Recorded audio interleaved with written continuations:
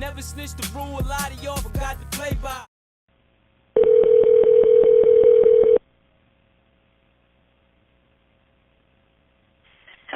Central Dispatch. Yes, I need first responders ASAP immediately in emergency.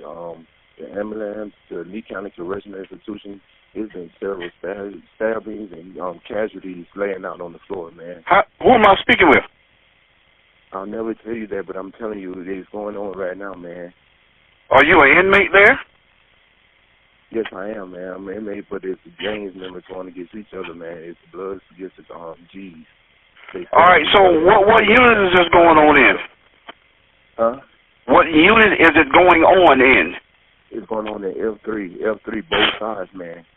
F3? I'm trying to get you guys down here to help us, man. The ones that not Sir, involved. listen to me. What is the name of the unit? It's, something unit.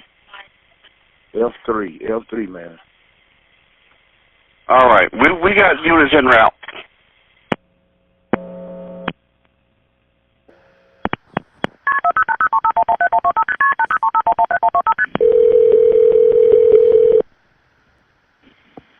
Central Dispatch. Yeah, I'm an inmate at Lee Correctional Institution, and the inmates are trying to kill me and Unit F3. I need help ASAP. F3? Yeah, Unit F3 on Lee County Correctional Institution. The inmates in here trying to kill me. All right, I'll try to get somebody to you. What's your name? I can't tell you my name, but I need you. Well, if you can't tell me your name, how am I going to get help to you?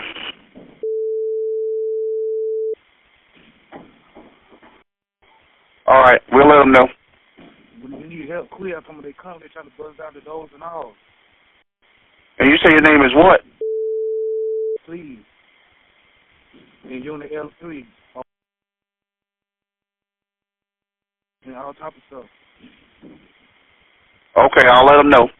You got to encourage me, man. I'm going to die.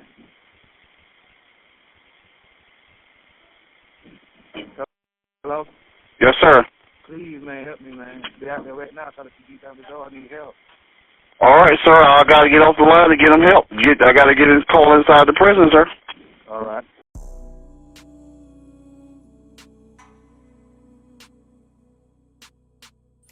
Shortly before midnight on April 15, 2018, inside Lee Correctional Institution in Bishopville, South Carolina, the prison began to fracture from within. On paper, it was a maximum security facility. In reality, it was overcrowded, understaffed, and increasingly controlled by inmate networks that operated through contraband cell phones and gang alliances. By 2018, officials had already acknowledged rising violence inside South Carolina prisons. But what was building behind those concrete walls would soon overwhelm every safeguard left in place. The first signs of unrest moved quickly through multiple housing units. What began as isolated confrontations escalated into coordinated, large-scale fighting involving rival inmate groups.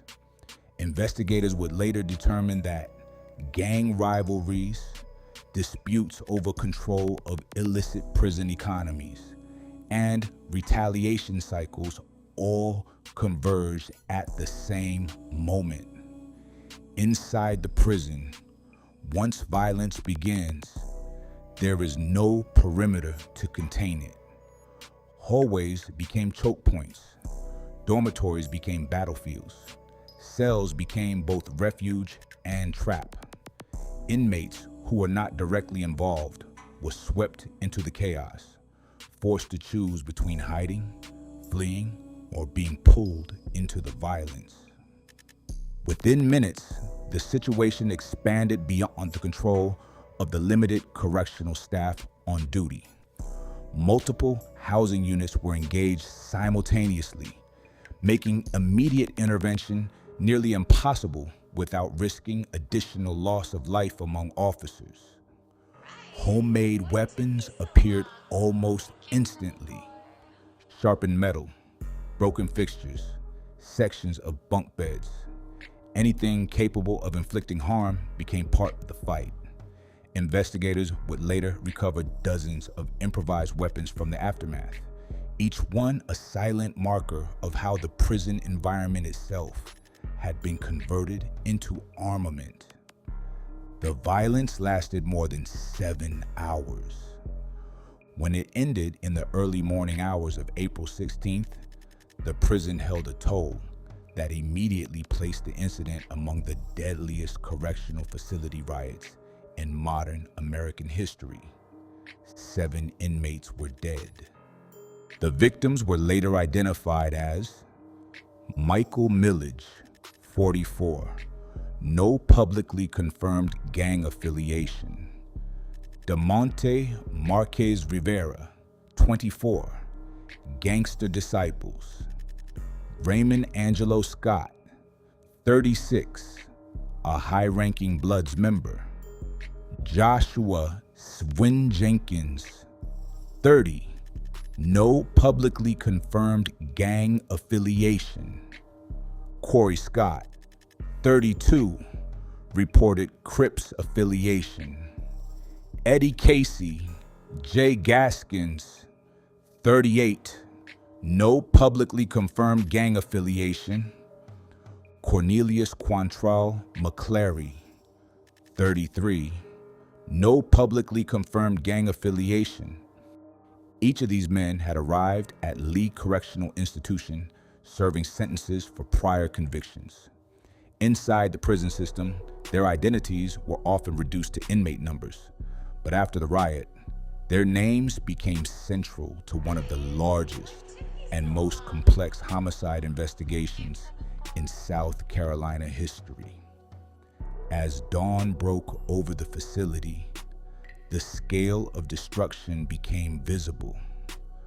Blood stained the floors of multiple dormitories. Cells had been torn apart, with mattresses shredded and metal frames broken into pieces. Walls showed signs of repeated blunt force impacts.